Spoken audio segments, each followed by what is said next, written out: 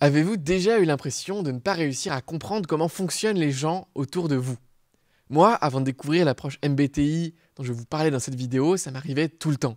Par exemple, je parle avec ma copine d'un sujet, et là d'un coup, elle se met à pleurer et à me dire que j'ai aucune empathie, que j'ai aucune émotion, que je suis froid, que je comprends pas du tout. Qu'est-ce qui se passe? Comment dans son fonctionnement intérieur, elle en est arrivée à cette émotion et à cet état-là, alors que moi j'avais l'impression qu'on avait une discussion calme sur des faits?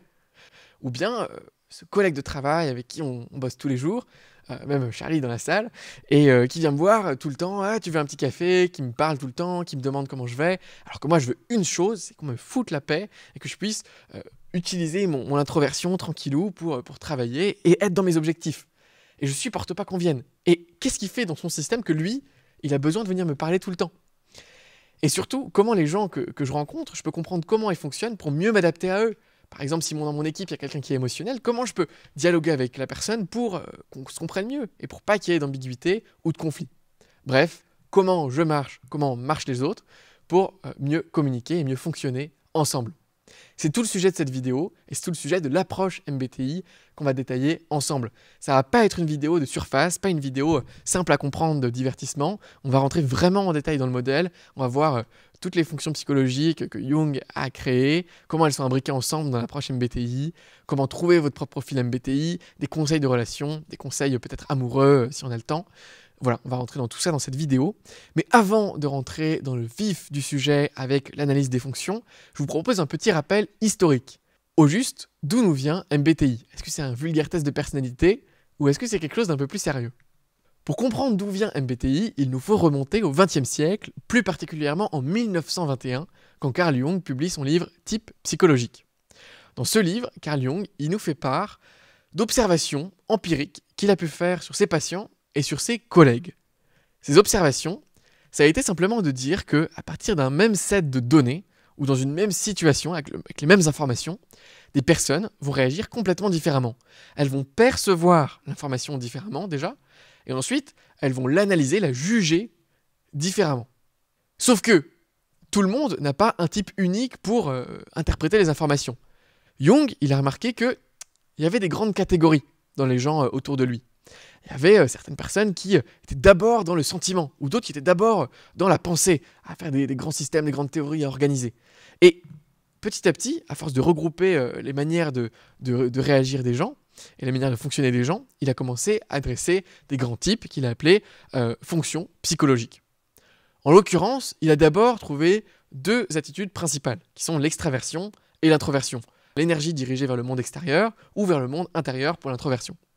Et puis, au-dessus de ça, il a rajouté 4 fonctions psychologiques qu'il avait observées, qui sont l'intuition, la sensation, le sentiment et la pensée. Il a trouvé ces 4 fonctions-là.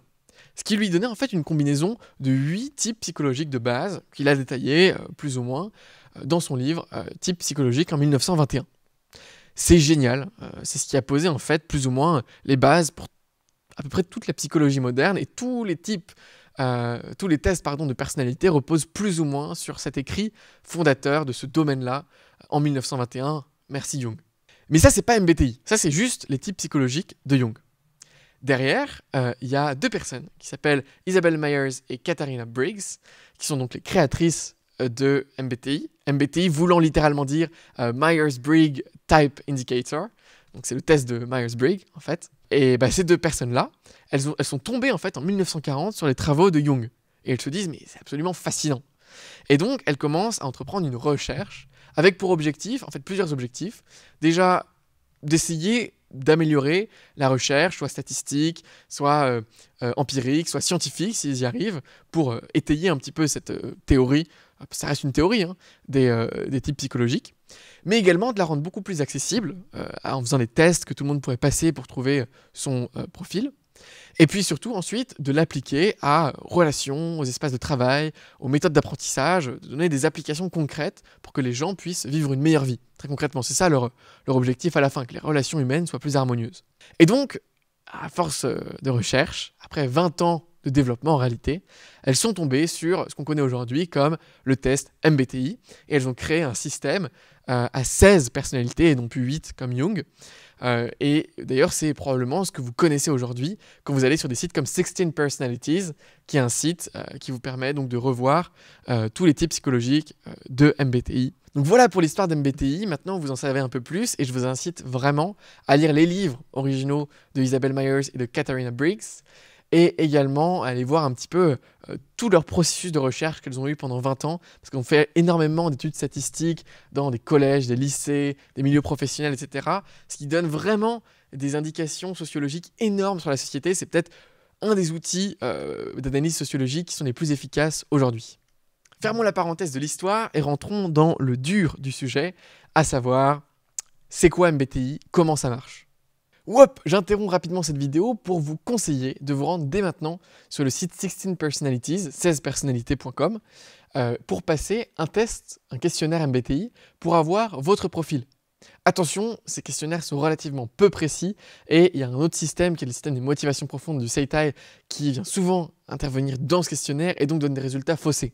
Mais c'est pas grave, au moins vous aurez déjà un ordre d'idée de quel pourrait être votre profil et comme ça vous pourrez mieux comprendre votre vidéo en essayant de comprendre quelles sont les fonctions qui sont pertinentes pour vous. Parce que si je vous balance toutes les fonctions et que vous ne savez pas lesquelles sont les vôtres, ça risque de vous saouler un petit peu. Donc allez d'abord passer le test sur 16personnalités.com et revenez voir cette vidéo une fois que vous connaissez votre profil MBTI. Comme ça, ça vous servira réellement à quelque chose, cette vidéo. Bon, si vous allez sur la page du site 16 Personalities et que vous regardez les différents types qui existent, vous allez voir des noms. Par exemple, architecte, avocat ou d'autres trucs comme ça. Et en dessous de ces noms, vous avez un code à 4 lettres qui est affiché. Par exemple, INTJ, ESTP ou des choses comme ça. Et très concrètement, MBTI, une fois que vous avez passé le test et que vous avez votre profil, ça va effectivement se matérialiser sous la forme de ces 4 lettres. Par exemple, INTP ou ESFJ. Il y en a encore plein d'autres et vous l'aurez compris, il y a 16 combinaisons de ces lettres qui peuvent arriver. Et oui, puisque pour chaque type, par exemple le premier, vous avez 2 options, I ou E. Pour le second, vous avez N ou S. Pour le troisième, vous avez T ou F. Et P ou J pour le dernier. Donc 4 variables avec 2 possibilités pour chacune, ça fait évidemment 16 personnalités. Et voilà, c'est ça tout simplement MBTI. Maintenant, le sujet, il s'agit de comprendre concrètement comment ça marche et à quoi correspondent ces lettres. Ça va être tout le sujet de cette partie de la vidéo. Bon, alors avant de rentrer dans le détail de chacune des microfonctions et de ce que ça veut dire dans la vraie vie, je vous propose de commencer par les généralités de l'approche. D'abord, concrètement, de quoi il s'agit, en fait, quand on parle de fonctions psychologiques, etc. Eh bien, il y a 2 grands types de fonctions que Jung a trouvées.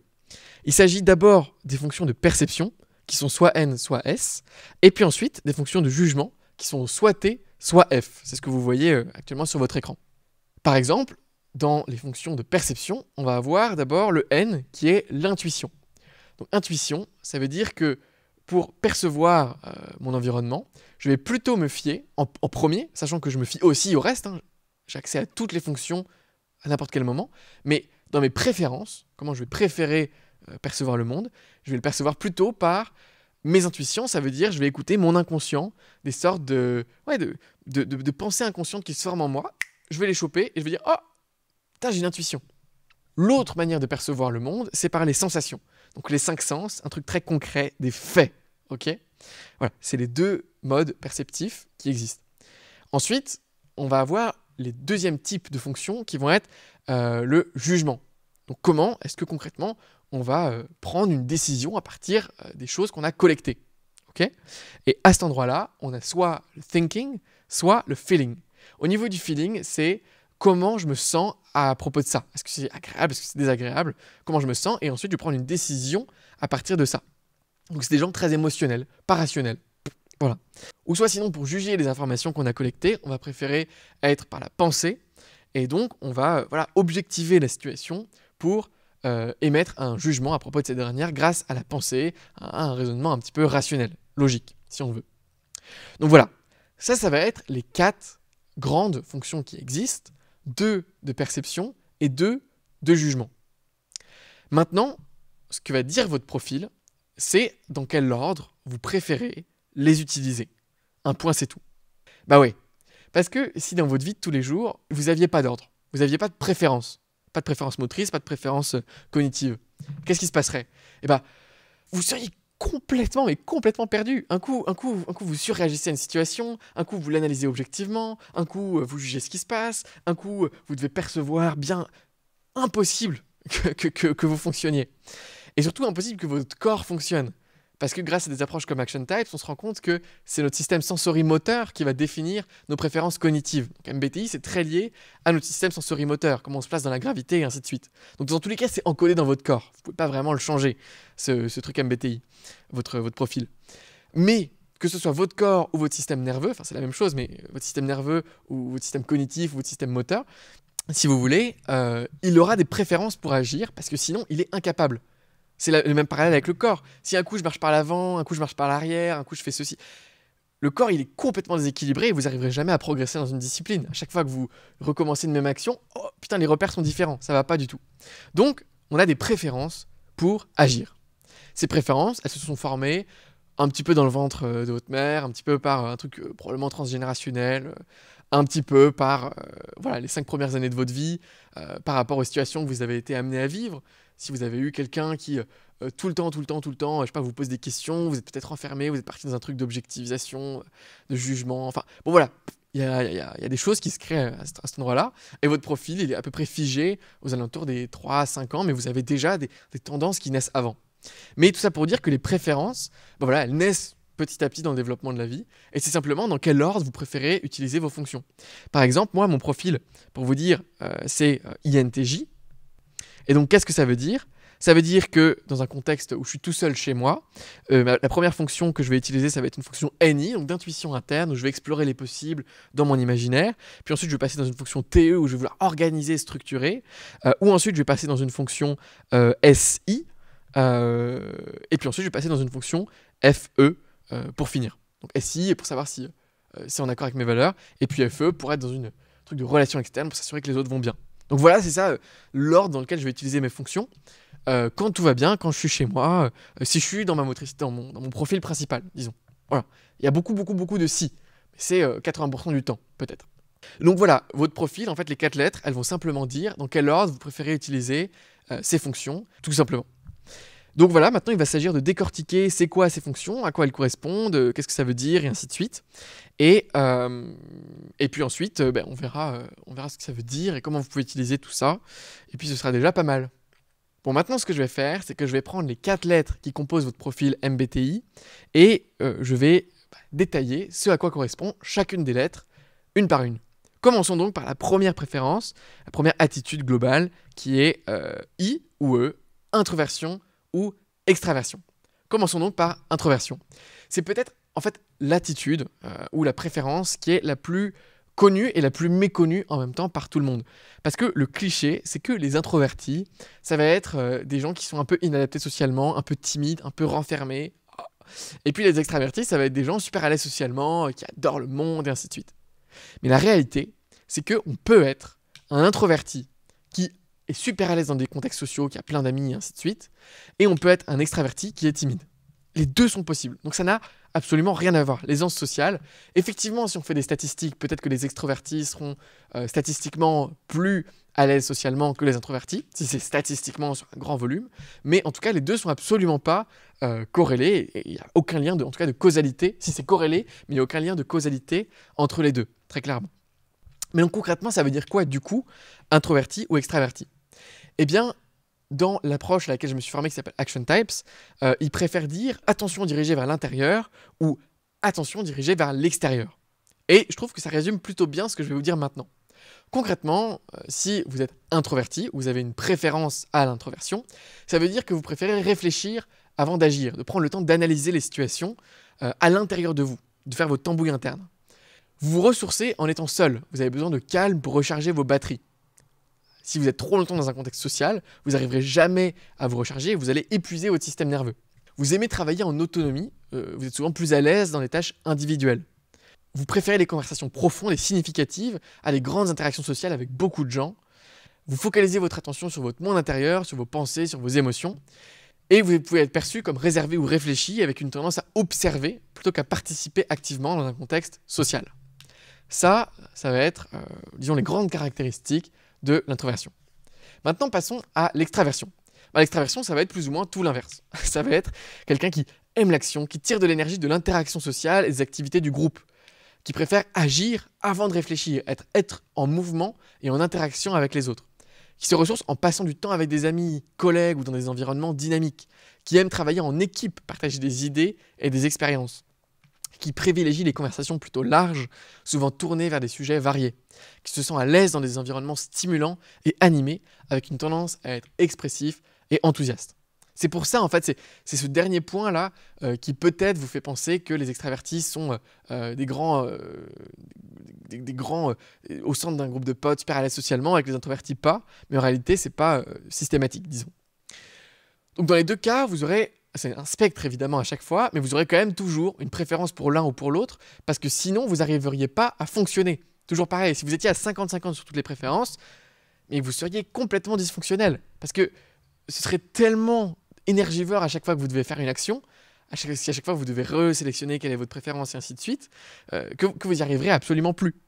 Donc dans tous les cas, votre système nerveux, votre corps, il a besoin d'une préférence, d'une différence, d'un potentiel pour pouvoir agir. C'est ce qu'on appelle dans le potentiel d'action, c'est voilà, si le caillou je le mets pas en haut de la montagne, il ne pourra pas rouler vers le bas, si on veut. Si je ne tire pas l'élastique, il ne pourra pas se relâcher. Et s'il n'y a aucune tension nulle part, vous ne pouvez plus agir, tout simplement. Donc il faut créer une tension, un déséquilibre pour pouvoir agir. Et c'est pareil dans vos préférences motrices. Donc voilà pour cette première préférence, introversion ou extraversion. Il y a un truc assez spécifique avec cette préférence, c'est qu'elle est méta. Pourquoi ? Parce que en réalité, elle va dicter le comportement de toutes les autres.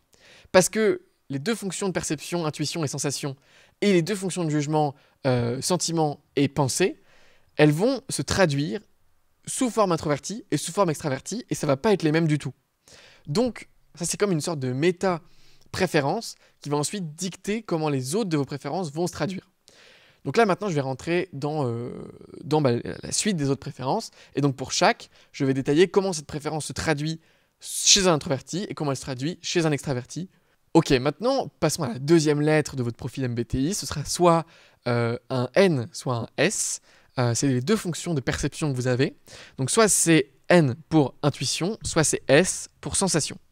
Concrètement, une fonction de perception, c'est comment vous percevez les informations du monde de votre environnement, disons. Et vous avez deux manières de le faire, soit par votre intuition, soit par votre sensation. Intuition, ça veut dire qu'on va se fier à notre inconscient. Donc notre inconscient, il capte 1 milliard de fois plus d'informations que vous, dans votre conscient, vous captez. Donc voilà, il capte 1 milliard d'informations. Et ensuite, il y a des sortes de trucs qui se cristallisent. Ça se cristallise et ça passe dans votre conscient pendant un quart de seconde, disons. Et les gens qui préfèrent la préférence intuition, ils vont choper ces trucs-là et ils vont s'y fier. Oh, c'est mon intuition, elle m'a parlé. Vous savez, les gens, moi je suis ce type-là, mais qui résolvent un problème de maths comme ça.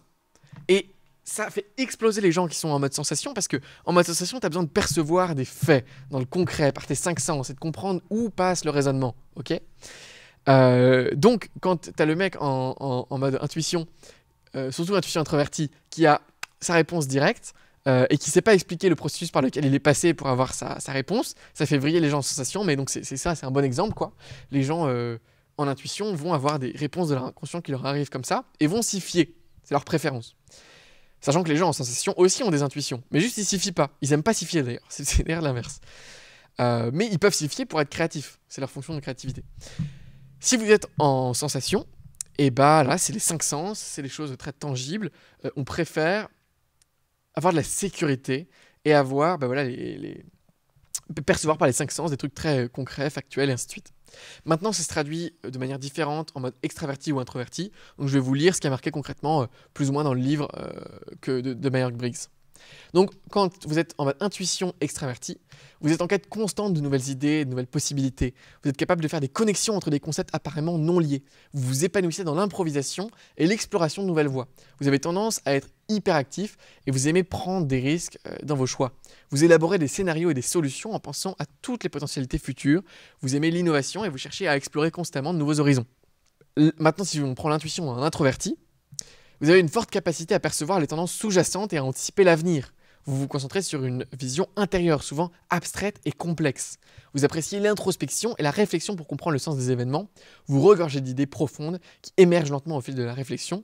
Vous êtes souvent concentré sur une seule vision claire et intégrée. Et vous prenez des décisions basées sur des perceptions à long terme et sur des insights personnels. Voilà pour la partie intuition. Et maintenant pour la partie sensation. Vous allez voir, c'est un peu différent. Donc, sensation extravertie. Vous vous concentrez sur l'expérience immédiate et les données sensorielles. Vous réagissez rapidement aux opportunités présentes sans vous préoccuper des conséquences à long terme. Vous aimez l'action, le mouvement, la spontanéité. Vous cherchez à maximiser le plaisir et l'esthétique dans l'environnement. Vous vous épanouissez dans les environnements dynamiques où il faut être réactif. Vous prenez des décisions sur la base de ce qui est observable et tangible. Pour la sensation, cette fois-ci introvertie, vous vous basez sur des expériences passées et des souvenirs pour prendre des décisions. Juste pour revenir un tout petit peu sur introverti ou extraverti, justement, là, on s'en rend bien compte. Par exemple, pour la sensation extravertie, mais si donc la sensation se concentre sur l'extraversion, donc le monde extérieur, l'attention dirigée à l'extérieur, vous allez vous concentrer sur l'expérience immédiate et des données sensorielles immédiates dans l'instant présent. C'est monsieur instant présent, la sensation extravertie. Si vous êtes en sensation introvertie, vous allez vous baser sur ce qui se passe à l'intérieur de vous. Donc, vos expériences passées et vos souvenirs, ok ? Voilà. Donc c'est juste pour vous souligner encore ce truc entre introversion et extraversion, attention à l'intérieur ou attention à l'extérieur. En sensation introvertie, vous êtes donc très attentif aux détails, aux procédures et à la cohérence. Vous appréciez la stabilité, la routine et la sécurité dans les environnements familiers. Vous avez une excellente mémoire des faits concrets et des expériences vécues. Vous aimez perfectionner les processus que vous connaissez bien. Et vous êtes prudent face à la nouveauté. Vous préférez s'appuyer sur vos acquis. Donc voilà pour les 4 fonctions, disons, de perception. Maintenant, on va passer au jugement.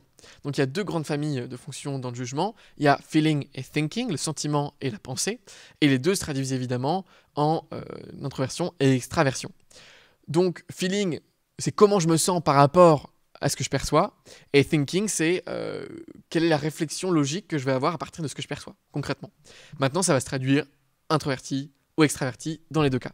Au niveau du feeling extraverti, du sentiment extraverti, eh ben on se soucie des autres, on cherche à maintenir l'harmonie dans les relations, on aime apaiser les tensions, créer un environnement chaleureux, on prend souvent des décisions en tenant compte de l'impact sur les autres, on est hypersensible aux besoins et aux émotions des autres, on se concentre sur l'harmonie collective, on apprécie le travail d'équipe.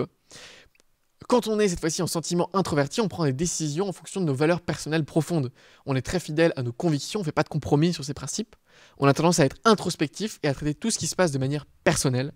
On est hypersensible à toute atteinte à nos valeurs ou à nos sentiments. C'est des gens qui partent un peu au quart de tour en réalité.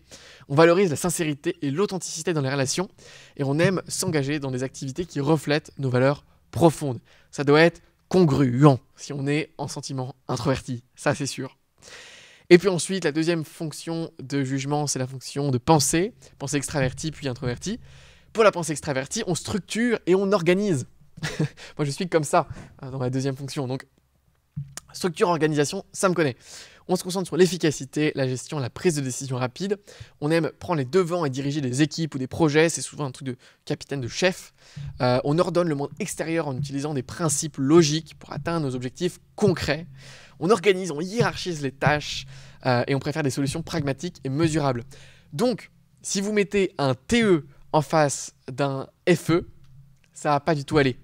Si, ça va aller, ils vont être super complémentaires. Mais ce que je veux dire, c'est que ils vont pas fonctionner pareil. Il y en a un qui va prendre les trucs pour essayer d'harmoniser le groupe et que tout le monde aille bien et ainsi de suite. Et le TE, il est là pour l'idée, pour qu'on ait de l'efficacité dans un système d'organisation défini abstrait. What the fuck, c'est vraiment très loin. Donc voilà, il faut apprendre à composer avec ça. Et au niveau de la pensée introvertie, eh bien, on analyse en profondeur des concepts et systèmes internes. On aime comprendre les principes sous-jacents d'un problème avant d'agir. La compréhension interne est extrêmement importante. On cherche des solutions logiques, cohérentes. On préfère travailler seul pour résoudre des problèmes complexes. On apprécie l'efficacité interne plutôt que des résultats immédiats. Et on réfléchit avant d'agir et on prend le temps pour valider ses hypothèses. Voilà pour la pensée introvertie. Et enfin, la dernière lettre qui va composer votre profil MBTI, ça va être soit un J, soit un P. Concrètement, cette dernière lettre dans votre profil MBTI, elle va simplement indiquer par quoi vous allez commencer. Est-ce que vous allez commencer par une fonction de perception, donc à savoir soit un N, soit un S, ou est-ce que vous allez commencer par une fonction de jugement, et auquel cas ce sera soit un T, soit un F. Donc ça va simplement indiquer votre première fonction psychologique que vous allez utiliser, le J ou le P. Maintenant, il y a quand même du coup des grandes caractéristiques qui se détachent de l'un ou de l'autre. Les gens qui vont commencer par le jugement, ils préfèrent l'organisation, la planification, la structure dans sa vie quotidienne. Ils aiment planifier à l'avance et prendre des décisions bien réfléchies. Ils se sentent à l'aise lorsqu'il y a un sentiment de contrôle sur l'environnement. Ils cherchent à créer de l'ordre et des règles pour optimiser les processus. Ils gèrent le temps et les priorités de manière efficace pour atteindre des objectifs et ils évitent l'imprévu ou les situations désorganisées. Ça, c'est généralement ce qui se passe quand on a une fonction jugement en premier. Et quand on a une fonction de perception en premier, on préfère la flexibilité, la spontanéité, et on s'adapte aux circonstances changeantes. On aime garder nos options ouvertes et on aime explorer de nouvelles personnalités. On prend souvent des décisions au dernier moment pour rester flexible. On s'épanouit dans l'improvisation et l'adaptation aux situations nouvelles.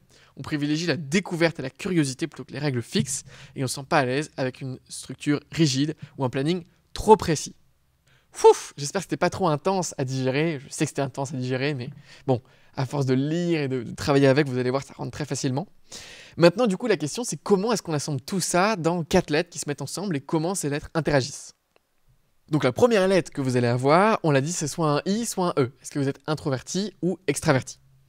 Mettons qu'on soit extraverti pour commencer. Ok. Ensuite, la deuxième lettre, ça va être une fonction donc, de perception, donc soit S, soit N. Donc mettons que je sois EN. Ensuite, mettons que ce soit, ensuite c'est une fonction de jugement, donc soit T, soit F. Donc mettons que je sois F. Et ensuite, la dernière lettre, ça va donc nous dire, est-ce que je commence par ma fonction F ou est-ce que je commence par ma fonction N? Est-ce que je commence par une fonction de jugement ou une fonction de perception? Mettons que je commence par une fonction de perception, ENFP. Ok, donc l'assemblage de ces 4 fonctions psychologiques, ça va nous donner le profil ENFP. Maintenant, la question, c'est comment l'interpréter? Eh ben, il va vous falloir probablement aller sur Google au début pour taper 16 personalities et comprendre, mais ne serait-ce qu'avec les 4 lettres, on peut comprendre comment ça fonctionne. D'abord, il nous faut regarder la dernière lettre. La dernière lettre, elle nous dit quoi? Elle nous dit qu'on va commencer par une fonction de perception. Donc la perception, c'est quoi? On le sait, c'est le N. Okay, dans ce profil-là, hein. Ça pourrait être le S aussi. Ok, maintenant qu'on sait ça, on sait qu'on commence par du N. Mais on a dit que donc, le N se traduisait soit en introversion, soit en extraversion. Donc là, qu'est-ce qu'on fait? On regarde la première lettre. Oh, c'est du E. Donc, notre première fonction, ça va être le NE. Ensuite, donc deuxième fonction, une fois qu'on a perçu, il nous faut forcément juger. Ou si on juge en premier, ensuite il nous faut percevoir. Dans tous les cas. Donc deuxième fonction, ça va être le F. Donc le F, il y a toujours en fonction auxiliaire une fonction introvertie. Donc là, on va être en FI. Et maintenant, il va s'agir de connaître notre troisième et notre quatrième fonction, parce que pour rappel, dans tous les cas, on a les 4, même si on a un ordre de préférence dans lequel on les utilise, on utilise les 4 dans tous les cas. Et donc là, en l'occurrence, on va passer en TE, et puis on passera en SI pour finir. Voilà, donc maintenant qu'on sait l'ordre de préférence de choix, disons, de ces fonctions, eh bien, on va pouvoir plus ou moins déterminer sa personnalité. On sait par exemple qu'elle commence par une fonction NE. Donc, fonction NE, ça veut dire qu'elle est toujours en quête d'idées, de possibilités, qu'elle va faire des connexions, des liens entre plein de trucs, qu'elle va être hyper active et super créative, qu'elle va toujours être un peu en divergence, qu'elle va élaborer des scénarios et des solutions en pensant à toutes les possibilités futures. Donc, voilà, ça va être une personne, pouf, voilà, elle envoie à cet endroit-là. Puis ensuite, elle passe dans une fonction FI. De feeling introvert. Donc par contre, effectivement, elle va faire tout ça, plein d'idées, mais elle va être extrêmement fidèle à ses valeurs, mais ce qu'elle croit profondément au fond d'elle, ce qui est vraiment important pour elle, voilà, tout simplement. Donc ça va être ça, en gros, les grandes caractéristiques du profil ENFP, mais ça va beaucoup plus loin. Voilà, après, je ne vais pas tout vous expliquer là maintenant, mais si vous lisez le profil, vous aurez sur Google, vous aurez une grande liste de caractéristiques que ces personnes ont. Et donc, vous pourrez comprendre dans quel domaine est-ce que ces personnes vont exceller. Par exemple, là, quand on est NEFI, peut-être dans une ONG au service de com. Voilà, j'en sais rien, tu es fidèle à tes valeurs.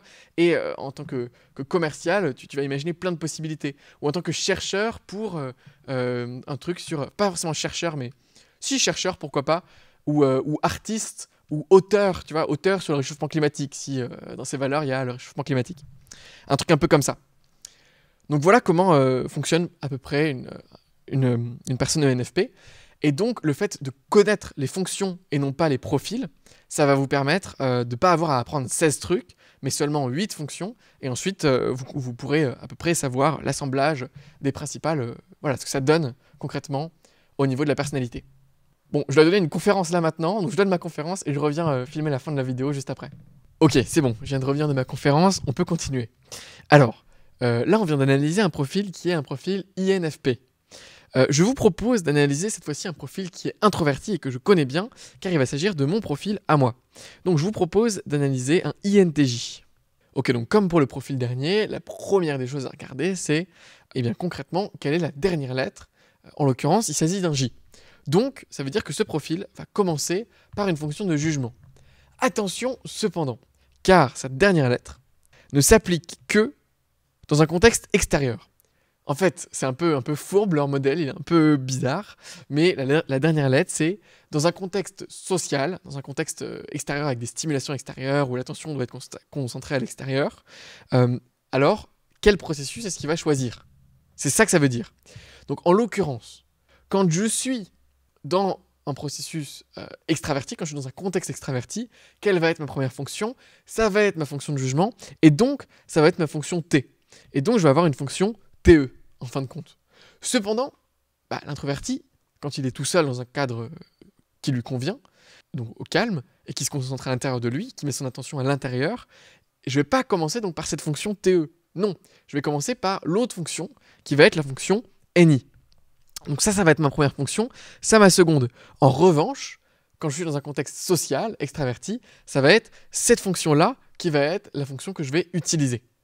Oui, en gros, pour un profil introverti, la dernière lettre, il faut la comprendre comme son opposé. J'espère que ça fait sens. Mais donc, ça veut aussi nous dire un truc assez intéressant sur les introvertis. C'est que le profil qu'ils montrent au monde, et par lequel ils interagissent dans un groupe social, c'est pas eux. C'est leur fonction auxiliaire, c'est leur seconde fonction. Donc la plupart de mon équipe ou de mes amis me connaissent comme quelqu'un qui est vachement social et qui aime structurer, diriger. Mais en réalité, ça c'est moi dans un contexte social, parce que j'utilise mon processus auxiliaire, donc mon processus TE, pour dialoguer avec les gens autour de moi. Mais la réalité, c'est que quand je suis tout seul, ou quand je suis avec des gens avec qui je suis extrêmement proche, et donc il n'y a pas d'énergie pour moi pour dialoguer avec eux, je me sens vraiment comme à la maison, alors je suis dans mon profil NI, qui est un profil réellement introverti, et qui est un profil d'intuition interne. Voilà, donc c'était juste la petite subtilité pour les introvertis. Et du coup, j'en profite pour souligner l'importance du processus auxiliaire. En 1921, Jung, il n'avait pas forcément mis en avant énormément l'importance du processus auxiliaire. Mais c'est capital, parce que si on n'a pas un processus auxiliaire qui est bien développé, donc une deuxième fonction concrètement, on n'est pas quelqu'un de complet, on est quelqu'un de complètement déséquilibré. Par exemple, un introverti qui n'a pas bien développé sa seconde fonction, sa fonction TE dans mon cas, ce serait quelqu'un qui aurait du mal à fonctionner avec les autres, parce que tout serait trop intense. Il essaierait d'aborder le monde avec sa fonction NI, et juste il n'y arriverait pas. Il y aurait trop d'infos, il serait non fonctionnel, et donc effectivement timide, inadapté socialement, etc. Donc c'est capital, et pour un extraverti c'est pareil, il faut absolument avoir un processus introverti, sinon on aurait quelqu'un qui serait waouh, mais qui prendrait beaucoup trop de place en fait. Donc il faut absolument que le processus auxiliaire soit autant développé, quasiment, ou un petit peu moins développé que le processus principal. Donc en l'occurrence, moi c'est NITE, ensuite je vais me diriger vers une fonction FI, et puis pour finir une fonction SE. Ça va être mon profil complet. Et donc pour que je vous l'analyse plus ou moins, c'est que si vous voulez en fait le nom, disons, dans le site 16 Personalities qui donne au INTJ, c'est l'architecte. C'est-à-dire que c'est un penseur imaginatif, mais qui ensuite est stratège et qui a un plan derrière pour l'exécuter. Voilà. Ensuite FI, il faut que ce soit fidèle à mes valeurs quand même. Et puis SE, qui est ma dernière fonction, parce que je commence par une fonction de perception par l'intuition. Voilà mon profil MBTI, si vous étiez curieux. Ok, donc maintenant vous comprenez un petit peu comment vous fonctionnez, vous avez peut-être lu votre fiche descriptive sur 16 Personalities, vous avez vu cette vidéo, vous comprenez l'ordonnancement de vos fonctions, comment ça marche. Maintenant, comment se servir de ça dans la vie de tous les jours? En réalité, il y a plusieurs choses qui peuvent vous être utiles. D'abord, c'est regarder les choix de carrière qui sont suggérés avec votre profil MBTI. Par exemple, moi, INTJ, on va me recommander des trucs dans l'innovation, dans une unité relativement autonome. Mais ce qui est aussi intéressant, c'est les modalités de travail qu'ils vous recommandent. Par exemple, moi, ils me disent que je vais toujours me lasser en permanence des structures dans lesquelles je travaille. Donc tout ce qui est routine, ça ne va pas du tout. Donc il me faut que j'ai un métier dans lequel je puisse évoluer. Les INTJ, ils ont besoin de toujours travailler sur des nouveaux projets. Donc par exemple, être journaliste ou être inventeur, mais au sein d'un truc où je peux évoluer et pas cantonné à l'innovation sur un sujet. Voilà, tout ce qui est routinier, ça va pas aller. Par contre, pour d'autres gens, des gens qui sont en ESTP par exemple, je pense que c'est des gens qui adorent la routine parce qu'ils ont besoin de sécurité, de faits, de machin. Et donc, ce qui est assez intéressant, c'est que même quand on fait des questionnaires à ces gens-là, enfin à tout le monde en fait, mais on se rend compte que les gens en ESTP, ce qui valorise le plus dans un travail, c'est pas forcément l'épanouissement, c'est pas forcément le challenge intellectuel, l'imaginaire, la contribution. Non, en réalité, c'est plutôt la sécurité que le travail apporte. Plus un travail est safe, mieux ce sera pour eux, quoi. Donc vous voyez que les gens ne fonctionnent vraiment pas de la même manière. Moi, j'ai même carrément du mal à concevoir ça. Pour d'autres, ils ont du mal à concevoir ma version des faits et le fait que j'ai une vie qui n'est pas du tout sécurisée, quoi. Donc c'est intéressant de voir ça au niveau des choix de carrière. Maintenant, un autre usage qui est très intéressant, c'est pour les relations. MBTI, c'est l'arme ultime pour savoir comment fonctionner avec d'autres gens. En particulier dans le milieu du couple, MBTI, ils ont énormément bossé là-dessus et ils donnent des conseils pour bien fonctionner. En gros, ce qu'ils disent, c'est que idéalement, vous avez pas vos deux fonctions qui diffèrent dans un couple. C'est-à-dire que par exemple, si vous mettez un ISTP avec un ENFJ, par exemple, il risque d'y avoir des gros problèmes parce qu'ils n'ont ni leur fonction de perception, ni leur fonction de jugement qui est ensemble. Et donc, purée, quand il y en a un qui va avoir besoin de sécurité, machin, et de parler d'émotions, l'autre va être extrêmement pragmatique et voir les faits, quoi. Donc, ils vont pas réussir à communiquer, même au niveau des projets communs, ça va peut-être pas matcher. Et donc, ils disent que généralement, il y a un problème. Par contre, c'est génial d'avoir un truc qui diffère. Par exemple, la perception ou le jugement. Comme ça ajoute de la complémentarité dans le couple. Si c'est les deux mêmes qui s'assemblent, il n'y a pas vraiment de complémentarité. Par contre, si c'est par exemple un F qui s'associe avec un T, bah, le T va pouvoir vraiment, si tu as un TE qui est là, qui met de la structure partout, qui est génial pour l'idée le couple, pour prendre les décisions et tout, tu la mets avec un FI qui est là avec ses valeurs et ainsi de suite, ça va super bien fonctionner. Parce que l'un va pouvoir aider l'autre et l'autre va pouvoir aider l'un, et ça va avoir un bon cercle vertueux. Il y a aussi des sites qui vous disent est-ce que les profils, c'est quoi les challenges et les points de synergie des différents profils MBTI entre eux. Donc vous pouvez regarder ça au niveau du couple. Et au niveau sinon du travail, moi ce que je vous recommande, c'est de faire profiler tous les gens de votre entreprise ou de votre équipe, si vous avez une équipe, parce que comme ça vous saurez comment communiquer avec les gens. Par exemple, moi, Charlie qui a son bureau derrière, je sais qu'il a une fonction FE qui est en premier quand il est dans un contexte extraverti, quoi. Donc du coup, il a besoin de toujours venir vers moi, de me demander, enfin voilà, il veut qu'il y ait l'harmonie dans la pièce, que tout le monde aille bien, le petit café, le machin. Moi, en plus dans mes motivations profondes, c'est un autre système ça, mais je suis en compétition interne. Donc compétition interne, je veux m'améliorer, j'ai mes objectifs. Introverti, si on me dérange, ça cache tout mon flow. Moi j'ai besoin d'être à l'intérieur, sans distraction extérieure, avec limite des musiques et des bouchons d'oreilles, pour être vraiment focus et dans mon flow. Donc je sais qu'en l'occurrence, je ne pourrais pas faire des actions de créativité ou d'imagination quand je suis dans cette salle avec Charlie à côté. Par contre, je peux faire d'autres types de tâches qui demandent une attention différente, en tout cas. Voilà. Il y a aussi d'autres trucs qui sont intéressants, c'est comprendre au niveau du travail pour vous-même, comment vous fonctionnez. Par exemple, si moi je suis INTJ, je suis introverti, peut-être que je vais mieux fonctionner dans un environnement qui est ultra calme, où je peux vraiment me mettre dans ma fonction imaginaire, avec très peu de deadline, si je veux vraiment être créatif dans mon plein potentiel. Sinon, je vais avoir recours à ma fonction TE, qui est géniale aussi, et qui va me permettre d'exécuter et de structurer des projets. Mais je pourrais pas y avoir accès si j'ai une deadline, et si peut-être je suis en pleine journée comme ça. Donc moi j'aime bien par exemple me lever très tôt le matin ou me coucher très tard le soir pour explorer des possibles à cet endroit-là. Donc c'est intéressant, voilà, il faut savoir aussi comment nos fonctions peuvent fonctionner pour savoir quand s'en servir, dans quel objectif et ainsi de suite. Voilà, maintenant, avant de terminer cette vidéo, j'aimerais juste rappeler rapidement les limitations de cette approche parce qu'on a l'impression que c'est magique et tout. La première limitation, c'est qu'on reste quand même dans des catégories qui sont assez binaires et définies. Or, quand moi je me suis formé à d'autres approches comme Action Types, qui est une approche qui passe par le corps, le système sensorimoteur, eux, ils ont infiniment plus de nuances qu'un profil MBTI. MBTI va te dire tu as ta fonction principale, ta fonction auxiliaire. Ok, très bien, pour un profil. Maintenant, Action Types, ils vont dire oui, tu as ça qui existe, mais attention, tu as un profil dans lequel tu es dans 80% du temps, et quand tu es dans ton système de récupération pour récupérer, tu passes dans ce qu'ils appellent la petite boucle, et donc dans ton profil complémentaire. Et donc quand je suis dans mon système de récupération, je passe en C1 ESFP. Donc ESFP, c'est le profil opposé littéralement au profil INTJ dans lequel je suis actuellement. Donc, il y a en plus un truc qui est que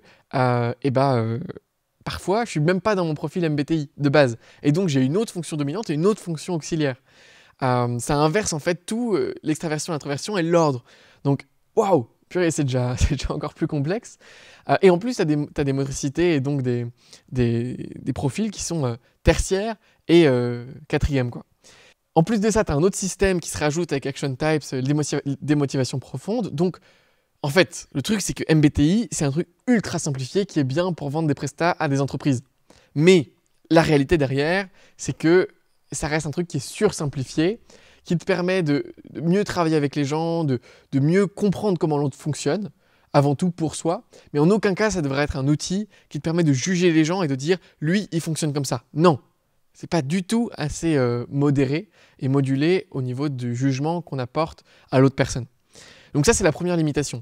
La seconde limitation, c'est clairement des critiques scientifiques où aujourd'hui, on ne peut pas, par exemple, faire des ECG ou des IRM fonctionnels suffisamment rapidement pour percevoir dans les aires cérébrales, parce qu'on sait où sont localisées les fonctions, mais on ne peut pas percevoir comment ça bouge en fait. Donc il y a encore un peu un flou à cet endroit-là, ça reste des suppositions. Et au niveau de la validation empirique, ça manque de méthode. C'est-à-dire que oui, c'est validé empiriquement, mais pas avec une méthode scientifique suffisante. Donc, à cet endroit-là aussi, il y a un problème. Voilà. Et il y a également un effet Barnum, qui est que c'est un biais cognitif, quoi. Si je te dis, voilà, tu es probablement INTJ, voilà ton profil, tu vas voir tout ce qui te correspond et tu vas t'auto-valider petit à petit avec ce profil, alors que ça se trouve, c'est pas ton profil, c'était une motivation profonde qui est venue, mais tu te dis, non, moi je suis ça, non, non. Au moment où tu as fait le questionnaire, tu as présenté ça, et peut-être que c'était autre chose qui est intervenu. Donc, voilà, il y a aussi ça qui est un peu un problème. Cependant, ça reste un outil qui est ultra pratique et qui, quand il est maîtrisé, permet vraiment de comprendre les autres. Par exemple, je parle à quelqu'un et je me rends compte immédiatement aujourd'hui que, ah ok, il est clairement dans sa fonction TE. Par exemple, aujourd'hui, je parle à quelqu'un de mon équipe, je me dis « Ok, c'est sûr, il a une fonction TE, c'est sûr, il a une fonction S parce qu'il a besoin de sécurité, de trucs comme ça, et c'est sûr qu'il est extraverti parce que, bon, voilà, tu as vu le nombre de messages qu'il m'envoie, machin et tout. » Donc, du coup, je peux à peu près savoir quel est le profil des gens, tu vois, par mon intuition, mais c'est jamais validé, évidemment, hein, c'est juste un truc que j'ai dans ma tête, et qui me permet, du coup, de savoir comment je peux communiquer avec la personne pour que ce soit le plus fluide possible, quoi. Donc, c'est un outil merveilleux de communication, de connaissance de soi-même et des autres. Voilà, je vous recommande vraiment de vous renseigner. Pour ce faire, pour vous renseigner, je vous recommande le livre qui est assez simple, qui s'appelle « Comprendre les types de personnalité avec la typologie Myers-Briggs », qui est un super livre. Voilà, maintenant, pour compléter du coup cette approche MBTI, dans les prochaines vidéos que je vais faire, je vous parlerai du Seitai et je vous parlerai également d'Action Types qui vont vous permettre de complémenter justement votre compréhension de MBTI. Mais là, c'est bien parce que comme vous avez déjà vu cette vidéo, vous avez toutes les fonctions jungiennes en tête. Vous savez comment analyser un profil MBTI, quels sont les 16 types de personnalités qui existent. Et vous avez une idée de probablement ce que vous pourriez être avec le test que vous avez fait sur le questionnaire. Voilà, merci beaucoup d'avoir regardé cette vidéo. J'espère qu'elle vous aura été au moins un petit peu utile. N'hésitez pas à vous abonner. Je vous souhaite une excellente journée.